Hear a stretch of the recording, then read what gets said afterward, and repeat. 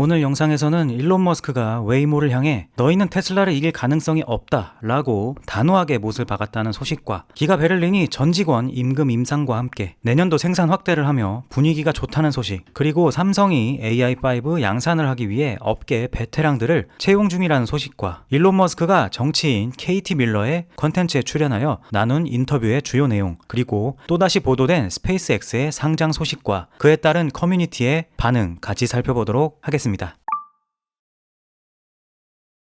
제프 디는 구글의 수석 과학자이자 AI 연구의 선구자로 딥러닝 분산 시스템 분야에 획기적인 기여를 한 인물입니다. 구글 브레인 프로젝트를 주도하며 알파고 등 AI 혁신을 이끌었고 현재 웨이모 자율주행 기술 개발에도 관여합니다. 그리고 제프 디는 한국 시간 기준 12월 10일 웨이모의 시스템은 대량의 완전 자율주행 데이터를 신중하게 수집해 추진되며 오늘날 가장 진보된 대규모 실체 AI 응용입니다. 이 수준의 엔지니어링 엄격함이 완전한 자율주행을 다루며 모두의 도로를 더 안전하게 만드는 걸 보면 매우 자랑스럽습니다. 구글 연구팀의 웨이모 협력이 이 발전에 기여한 것도 기쁘네요. 여기서 얻은 통찰은 모든 복잡한 AI 시스템을 설계하고 안전하게 확대하는 데 기초가 됩니다. 라는 글을 업로드하였습니다. 이에 유저 크리스티안 만체리스는 테슬라도 자신들이 물리세계 AI의 가장 진보된 대규모 적용 사례라고 주장하는데 그에 대한 당신의 반론을 들어보고 싶습니다. 라고 하였습니다. 이에 제프 디는 테슬라는 웨이모가 쌓은 무인 주행 마일리지에 비하면 턱없이 적은 수준이라고 봅니다. 안전 데이터도 웨이모가 훨씬 설득력 있습니다. 테슬라는 4월에 텍사스 캘리포니아 공장에서 생산 끝난 차량을 출고 물류장까지 옮기는데 5만 마일 정도 쌓았다고 보고했죠. 라며 테슬라 주행 데이터는 무인으로 쌓은 게 아니니까 무인 데이터만 따지면 웨이모가 한 수 위다 라고 주장하였습니다. 이에 유저 퍼누위스는 당신은 틀렸습니다. 물론 나는 당신의 큰 팬이고 당신을 존중합니다. 저는 AI4가 장착된 테슬라를 가지고 있습니다. 제 주행의 95%가 자율주행으로 이루어집니다. 정말 마법 같습니다. 최신 FSD를 테스트해 보셨나요? 라고 물었고 이에 제프 디는 네, 많은 사람들이 테슬라 FSD 시스템을 사용하고 테슬라가 이 모드로 많은 주행 마일리지를 쌓았다는 걸 전 잘 압니다. 하지만 그 마일리지는 운전석에 사람이 앉아있고 시스템이 해제되면 바로 인계받을 준비가 된 상태입니다. 안전운전자 없이 완전 자율주행 마일리지와는 다릅니다. 라고 하였습니다. 또 한 유저는 로보택시의 사례를 보이며 FSD는 운전자가 필요 없습니다. 라고 하였습니다. 그리고 제프 디는 당신의 주장은 FSD는 운전자가 필요 없다입니다. 제가 테슬라 FSD 웹사이트를 보면 거기에는 현재 활성화된 기능은 적극적인 운전자 감독을 필요로 하며 차량을 자율주행으로 만들지 않습니다. 라고 적혀 있습니다. 그리고 당신은 논지를 테슬라 FSD가 아니라 로보택시로 바꾸는 것처럼 들리네요. 로보택시는 일부 환경에서 안전운전자가 운전석 대신 조수석에 앉아 운영되고 일부 장소에서는 완전 자율주행으로 운영된다고 믿습니다. 하지만 완전 자율주행으로 얼마나 많은 마일을 주행했는지에 대한 좋은 데이터는 본 적이 없습니다. 라고 하였습니다. 대다수의 웨이모 우세론자들의 대화 방법은 이렇습니다. 교묘하게 어떤 특정 부분 안에서만 유리한 것만 강조하며 테슬라를 이기고 있다 합니다. 그런데 중요한 것은 실제 세계에서의 운전할 수 있는 능력 그 자체가 우선일 텐데 그냥 쉽게 말해 웨이모를 갖고 정해진 경로가 아니라 남미든 유럽이든 중국이든 한국이든 처음 가보는 경로에서 테슬라 FSD랑 겨루면 누가 더 주행을 잘하겠냐는 것입니다. 운전 실력이 우선되어야 하는 것이고 그것에 따라서 승부가 갈리는 것이지 운전석이 무인이냐 무인이 아니냐 이것은 본질적인 기준은 아니라고 생각합니다. 그리고 일론 머스크는 제프 딘의 이 글의 댓글로 웨이모는 테슬라를 상대로 이길 가능성은 없습니다. 시간이 지나면 명확해질 겁니다. 라고 강하게 일침하였습니다.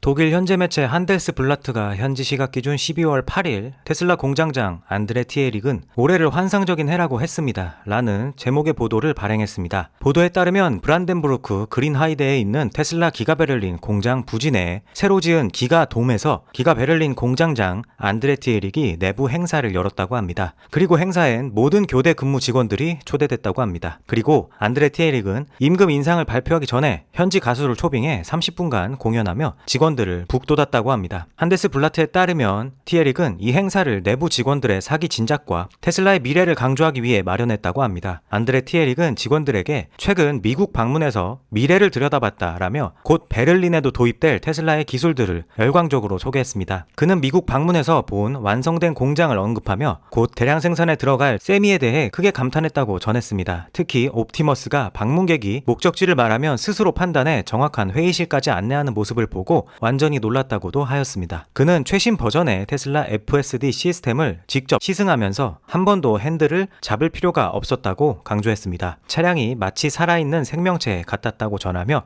수많은 인간 운전 데이터를 학습했기 때문에 교통 흐름 속에서도 완전히 사람처럼 반응하고 움직인다고 극찬을 아끼지 않았습니다. 안드레 티에릭 공장장은 기가 베를린이 힘든 환경 속에서도 걸어온 2025년 한 해를 매우 긍정적으로 평가하며 직원들에게 외부의 부정적인 뉴스나 보도에 절대 흔들리지 말라고 거듭 당부했습니다. 한데스 블라트는 추가적으로 테슬라는 2025년 주요 시장에서 뚜렷한 판매 감소를 겪었고 신차도 거의 없었지만 중형 SUV 모델 Y는 여전히 유럽에서 가장 많이 팔린 전기차였다고 덧붙였습니다. 그러나 제 개인적으로는 유럽 판매 감소가 테슬라만의 문제가 아니었고 전반적인 경제 상황과 겹친 결과라고 생각하며 게다가 통계 자료를 유럽연합 일부 국가 지역만을 기준으로 좁게 선별해 사용한 점도 있어서 한데스 블라트의 그 표현에는 저는 완전히 동의하긴 어렵습니다. 이어서 보도는 안드레 티에릭이 2026년에는 기가 베를린 공장이 생산량이 증가해서 일자리가 더 안정될 것이라고 전망했다고 하였습니다. 또한 그는 공장에서 IG 메탈, 즉 강성 노조의 영향력이 미미해 파업 없이 매년 임금 인상이 이루어졌다고 언급했다 합니다. 이어 안드레 티에릭은 4% 임금 인상을 발표하며 만약 IG 메탈과 협상했으면 2%에 그쳤을 거라고 했다 합니다. 기가 베를린의 생산량 확대는 결국 수요 증가를 반영합니다. 2025년 모델 Y가 베스트셀러로 유지되며 캐나다로 수출이 급증해 9월부터 2교대 운영을 시작했습니다. 특히 터키 등 신흥 시장에서 판매가 폭발적으로 늘었고 2026년에는 퍼포먼스 스탠다드 버전의 추가로 추가적인 소비층 확대도 기대됩니다. 그리고 2026년 상반기 유럽의 FSD 규제 완화도 테슬라의 수요를 부추길 강한 요소로 예상되고 있습니다. 유저 요하네스 칼퍼스는 감사합니다. 테슬라는 이제 독일 자동차 업계의 골드 스탠다드가 됐습니다. 노조 없이도 임금 인상과 일자리 안정을 이룰 수 있다는 걸 증명했죠. 독일인으로서 저는 테슬라가 우리나라에 있어서 정말 감사합니다. 저는 진심으로 감사하고 있습니다. 언젠가 기가 베를린 그린하이데 공장 투어에 참여할 기회가 생기길 바랍니다. 정말 감사합니다. 라고 하였습니다.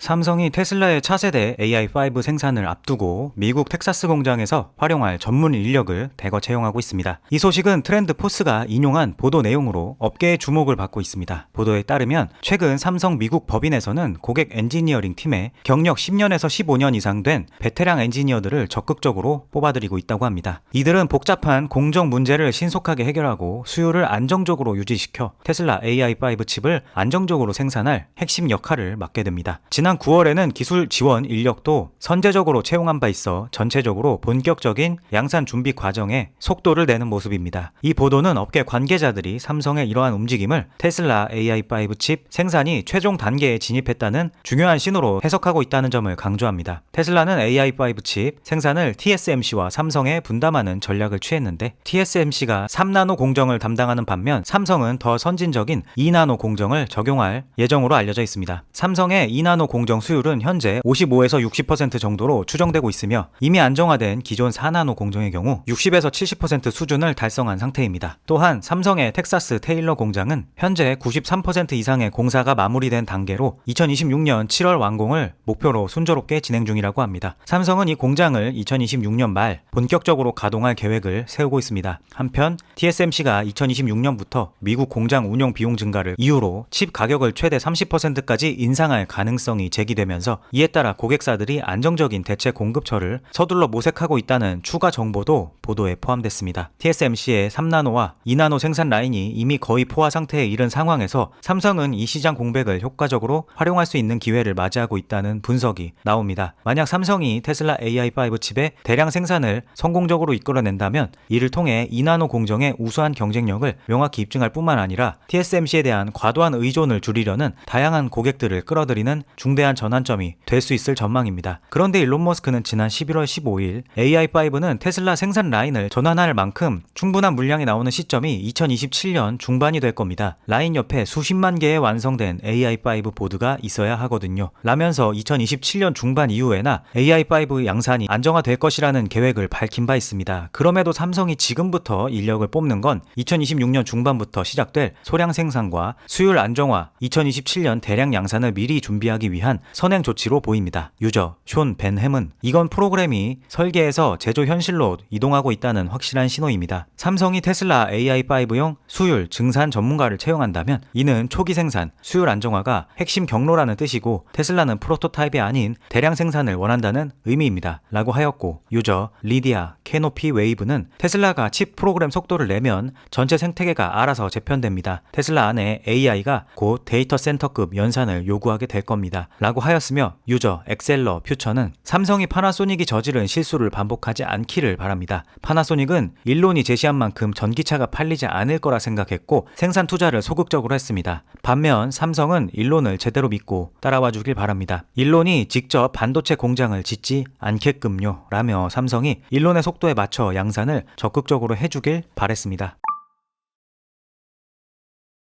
한국 시간 기준 12월 10일 오전 KT 밀러와 일론 머스크의 인터뷰 영상이 업로드되었습니다. 현 백악관 정책 담당 부비서실장 스티븐 밀러를 각종 뉴스 화면에서 많이 보셨을 텐데 그 스티븐 밀러의 아내가 바로 KT 밀러입니다. KT 밀러도 정치계에 몸을 담고 있으며 무엇보다 머스크와 정부 효율부에서 같이 일을 한 인연이 있습니다. 머스크가 크고 아름다운 법안으로 트럼프와 충돌 후 백악관에서 나올 때 베센트, 캐롤라인 레빗, 심지어 그녀의 남편 스티븐 밀러와도 모두 연을 끊고 SNS도 언팔로우 했음에도 이 인터뷰에 응한 것은 정부 효율부서 때의 의리 때문에 출연한 것으로 보입니다. 영상은 정부 효율부 탄생과 성취에 관한 이야기로 시작해서 불법 이민 및 정치적 이슈로 이어졌고 또한 AI 로봇, 일자리 대체, 일상생활, 종교 등 철학과 삶에 대한 깊이 있는 주제가 이어졌으며 추가적으로 음모론이나 좋아하는 음식, 영화에 관한 얘기 등 다채로운 즉흥 질문들도 흥미롭게 구성되었습니다. 질문자 KT 밀러는 다시 기회가 주어진다면 정부 효율부서를 운영하실 건가요? 라고 물었고 일론 머스크는 이에 대해서 아무래도 안 할 것 같습니다. 정부 효율부 대신 그냥 제 회사들에 집중하는 게 나았을 것 같습니다. 그러면 테슬라 매장이 불타는 일도 없었을 테고요. 라면서 정부 효율부 활동 기간에 정치병 환자들에 의해서 테슬라 매장들이 총격을 받고 불탔던 때를 안타깝게 회상하였습니다. 기억하시겠지만 일론 머스크가 몇 개월 전에 스타쉽이 발사 전 테스트를 하다가 폭발했을 때 저거 그냥 스크래치야 하면서 크게 개의치 않고 그 다음 시험에서 모든 임무를 보란 듯 성공시킨 적이 있었습니다. 그랬던 강심장 머스크인데도 테슬라 매장에 가해졌던 테러 행위들은 그에게 적지 않은 충격이었었나 봅니다. 진행자 KT 밀러도 그 점을 이해하는지 당신은 정부 효율부 때문에 많은 걸 포기해야만 했죠 라면서 공감하였습니다. 이어 KT 밀러는 앞으로는 돈 걱정, 일 걱정 안 해도 된다고 하셨습니다. AI와 로봇이 다 해결해 줄 거라고요. 그건 사람들이 일을 안 해도 된다는 뜻인가요? 라고 물었고 일론 머스크는 현재 AI 로봇 공학 추세가 계속된다면 그리고 그럴 가능성이 높아 보이지만 계속된다면 그렇습니다. 그리고 그럴 가능성은 높아 보입니다. AI와 로봇은 인간이 원하는 모든 걸 할 수 있게 될 겁니다. 그러면 모든 재화와 서비스를 원하는 만큼 제공할 수 있게 되죠. 그래서 일은 선택사항이 될 겁니다. 다만 제가 바라는 일과 예측하는 일은 구분해야 합니다. 사람들이 자주 혼동하는데요.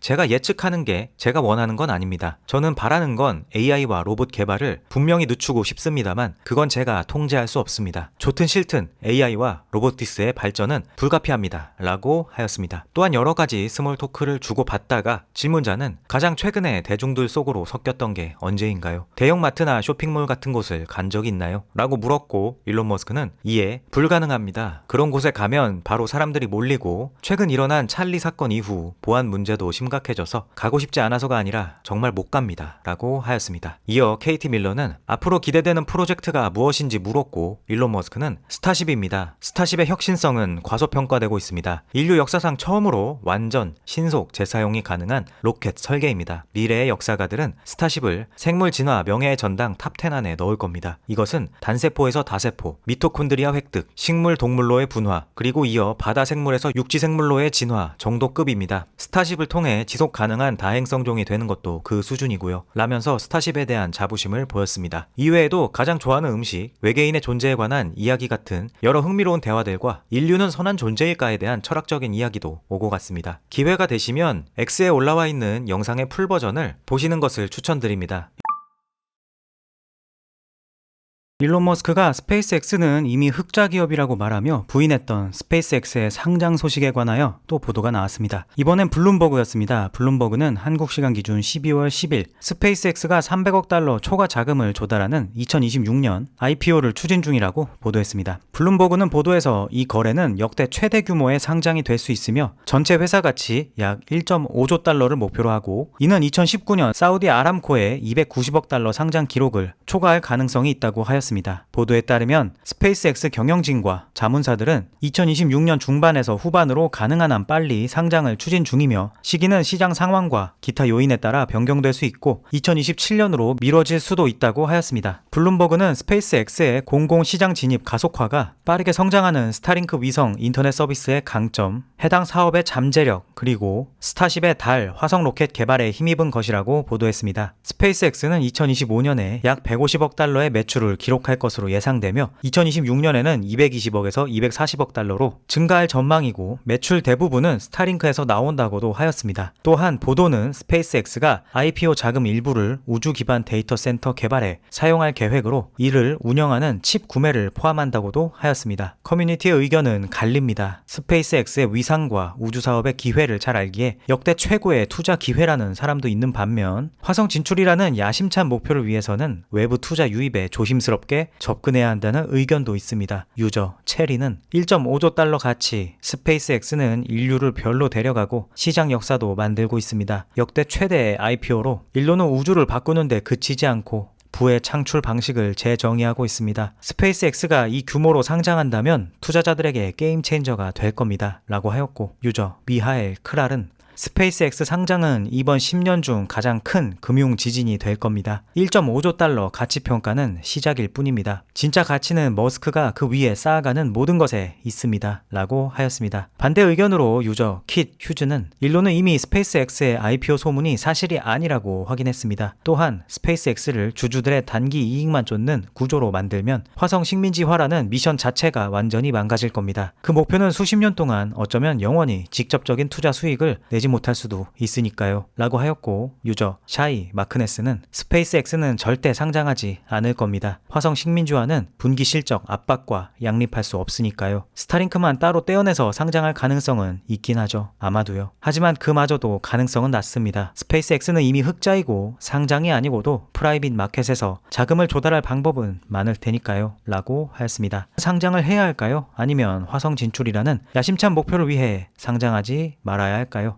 혹은 스타링크만 분리 상장해야 할까요? 스페이스X 상장에 관한 여러분의 생각은 어떠신지도 궁금합니다. 그럼 이번 영상은 여기까지 하겠습니다. 오늘 제가 엄선한 소식과 영상이 마음에 드셨다면 구독 버튼과 좋아요를 눌러주시면 감사하겠습니다. 그럼 저는 다음 영상에서 찾아뵙겠습니다. 시청해주셔서 감사합니다.